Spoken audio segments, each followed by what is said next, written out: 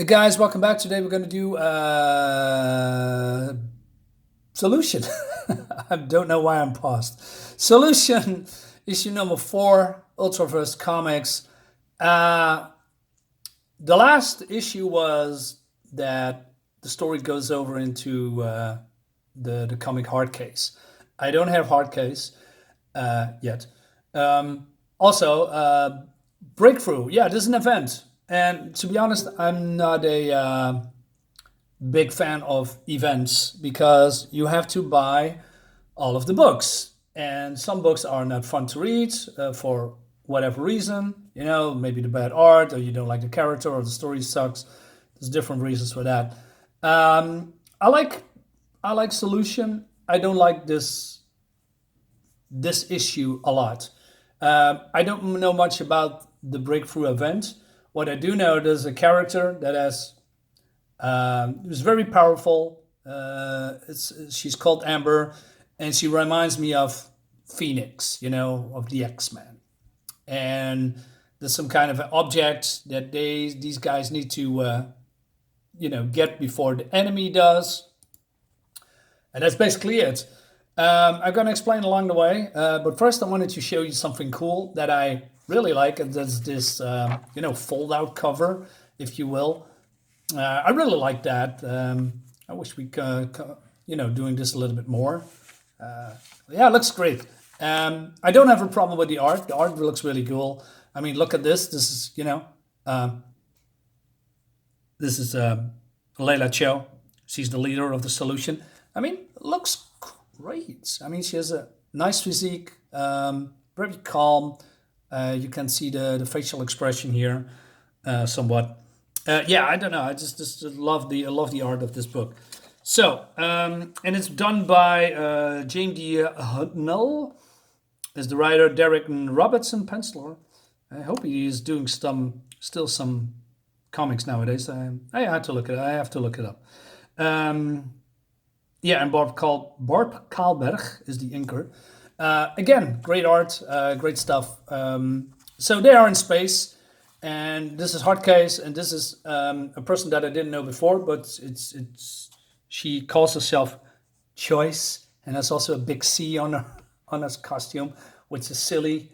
And she reminds me a lot of a character from DC Comics that I'm forgetting instantly. I mean, I'm blanking right now, but she has a similar costume, if you will. Short hair, also costume with, with similar designs. Let's leave it at that.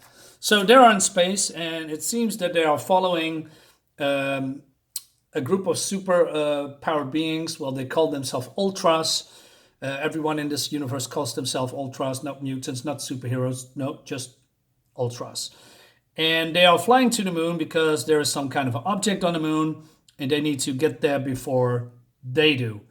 And yeah, that's the story a little bit. And so skipping a few pages, so there's a little bit of an explanation that there is, like I said, they are looking for a woman called Amber Hunt. No, not Amber Heard, but Amber Hunt. And I must say, this looks great. What comes next? Look at this. Yeah, this looks fantastic. I mean, yeah, she, like I said, she reminds me a little bit of Phoenix, and she is very powerful. This is Choice, by the way. Also great costume. I love the little scribbly lines on her costume. Yeah, great stuff.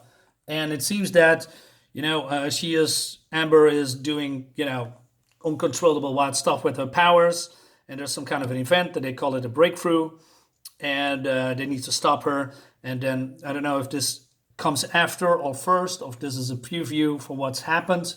I don't know. I don't have the books. And then they are now end up in space. And skipping a few pages here and there.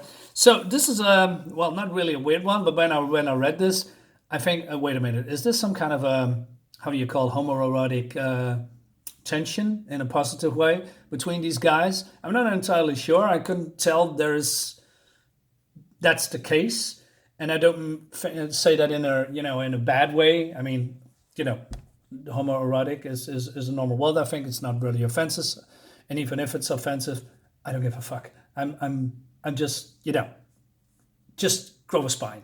And but the interaction between these two is, like how he's looking and how he's very satisfied. I mean, it seems that Hardcase is a young guy and he is, very powerful and he's impressed and he wants to train him.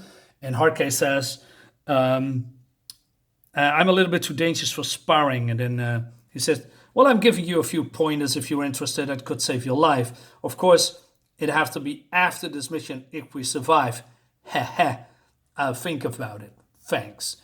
Maybe there's nothing there. Maybe I'm seeing things that is absolutely not there. Maybe it's just, friendly conversation that between two guys that can, can become friends. But I don't know. These facial expressions is a little bit, I don't know. But like I said, I'm not against it. It's just, I just noticed it. Good. And again, I'm going to make another review of, let's say I'm going to continue the series. So if you don't like it, just, leave a comment. Yeah. That you said, well, Marinus, I don't like Malibu Comics or Solution. Just, tell it to me, otherwise I'm just doing stuff and maybe you don't like it. So give me a hint, right? And also give me a like and subscribe to my channel if you haven't done so. Shameless plug. This character has a great arc in the next issue. Okay. That being said, let's move on. Oh, by the way, here's the super villains, and they are been employed by Rex Mundi, who is, I think, the ultimate baddie here. Also, I love this character, not that she has a great body, but she has a very cool powers. She calls herself Death Dance, but all of the other villains are lame. I mean, he calls himself Trouble. This fat guy calls himself Gate.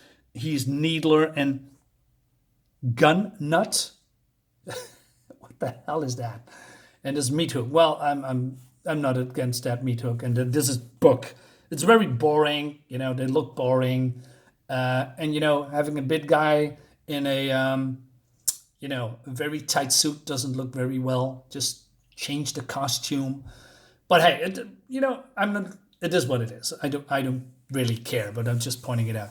So Rex Mundi says, hey, we have a weapon that can destroy them. So here it is. And then we don't see it very much at least. But then they are, going out in space because the supervillains are flying towards them and going to attack them because they are being chased and they want them to go away. So this is a little bit weird because if you are going into space, it's the void. It's freaking cold. It's million degrees below zeros or something like that. You freeze in an instant. You become a popsicle. And these guys just fly without protection. And I mean, radiation and such is also a thing. But no. They just fly into space. And, the Solution and Hardcase and Choice here as well. I must say, I really love this panel. It's really cool, very detailed. Especially this monster that I don't like the design, but overall, the composition, I like that. So, they having a fight in space, and, it goes on. But then Tech, the leader, is infiltrating the enemy ship.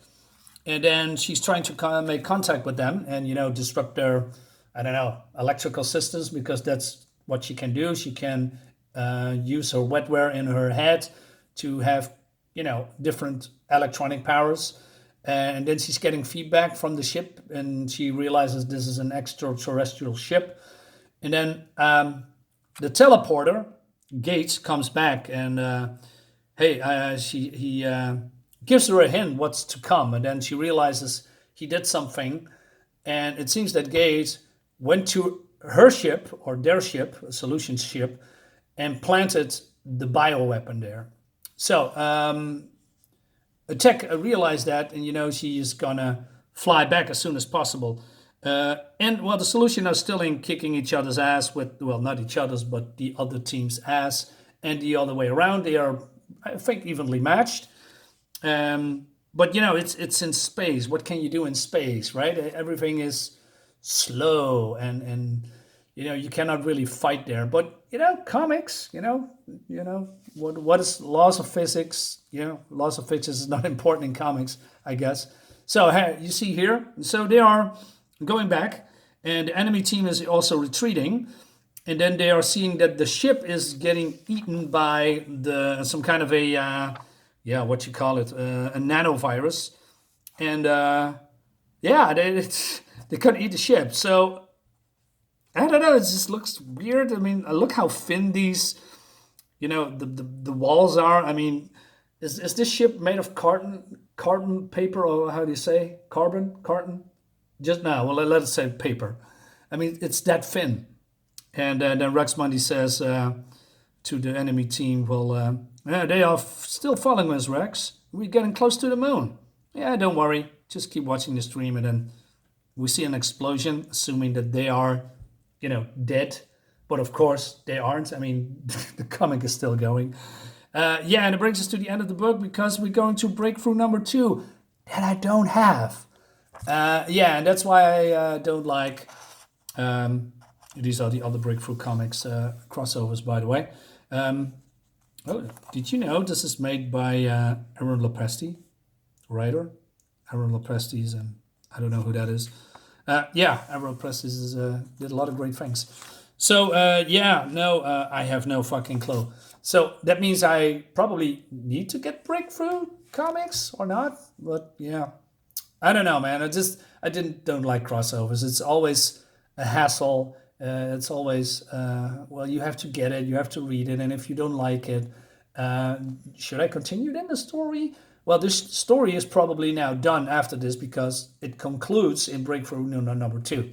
So yeah, maybe I'm coming back to this story or this event. I'm not sure, but since I don't have the comics, so we'll see. And also that brings us to the end of the video again. Guys, thanks for watching. I always appreciate that you are, helping me out, watching the video, like my video, share the video. I really appreciate it. And I'm going to stop talking now because I'm rambling again. Guys, thank you so much, and I see you next time.